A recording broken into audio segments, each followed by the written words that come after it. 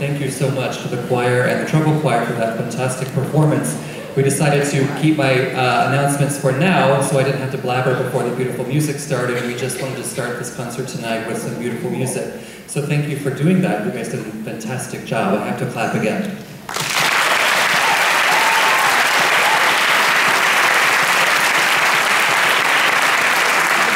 Just a couple of quick announcements, and then I want to recognize some of our students that are here tonight. But we are selling CDs in the lobby for this concert this evening. There are order forms available out there. There are some refreshments available. There are some really cool orchestra t-shirts and sweatshirts available that you'll learn a little bit more about in the second half of the concert. And there's a whole display out there of orchestras from around the years. I don't want to steal Mr. May's thunder because he's going to talk a lot about what that means, but there's a little special celebration this evening.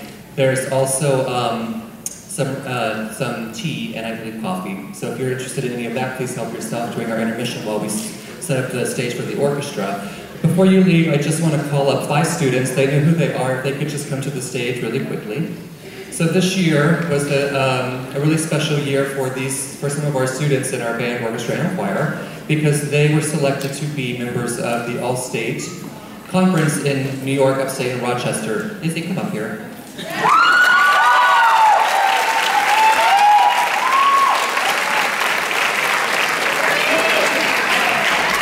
Alana, Jacob, come on, don't be shy. Sarah, Meredith.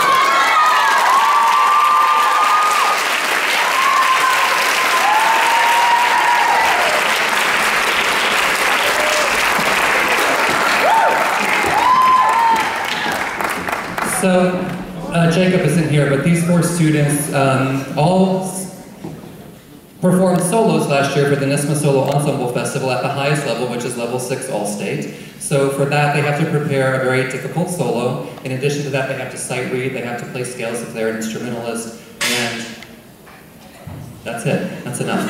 So they all scored perfect or near perfect scores, and they're competing with hundreds and hundreds, probably thousands of kids across the state to participate in all-state ensembles. And 5 of our students were selected, which is a very large number for one high school. And it's also the first time I can remember that we've ever had someone from choir, band, and orchestra selected. So it was really exciting for us this year. Every student played in a different ensemble, which was also kind of nice, and we got to meet a lot of different people from around the state that are as wonderful of musicians as they are. So we have from your left to right, Isabel Levine from the choir.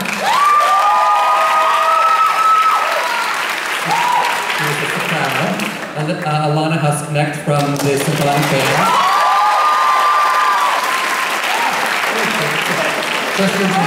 She plays the euphonium. Meredith Abato, violinist in the symphony orchestra. Sarah Samaranayake, she plays the viola in the symphony orchestra, and Jacob Brady, who was selected on the suite.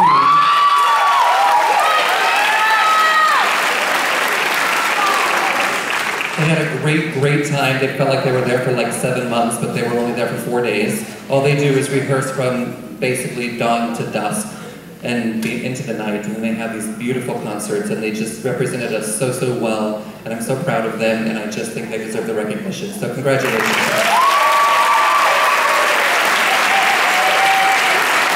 So give us about 10 minutes. We're going to reset the entire stage and put the risers on the floor for the choir finale with the orchestra. So we'll see you in a minute.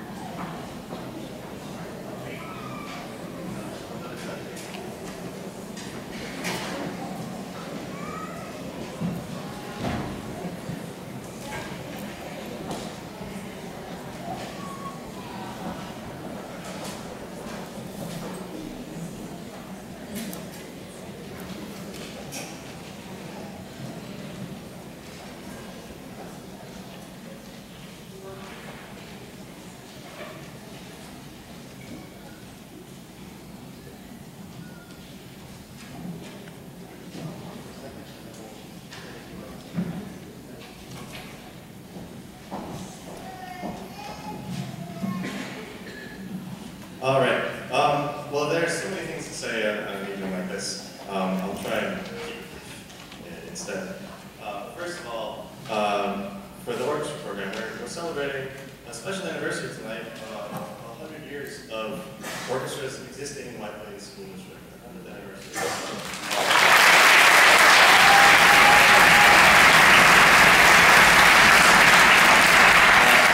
And I'll go into a little more detail about that before the next piece. But it's interesting that out of total coincidence, as we're gearing up for the concert today, I hear from some students who had been on Google this morning that the Google Doodle today is celebrating Beethoven's 245th birthday, December 17th, 1770, which is pretty striking on the day that we're playing his Fifth Symphony, first movement, probably his most famous work of all. So happy birthday, Beethoven.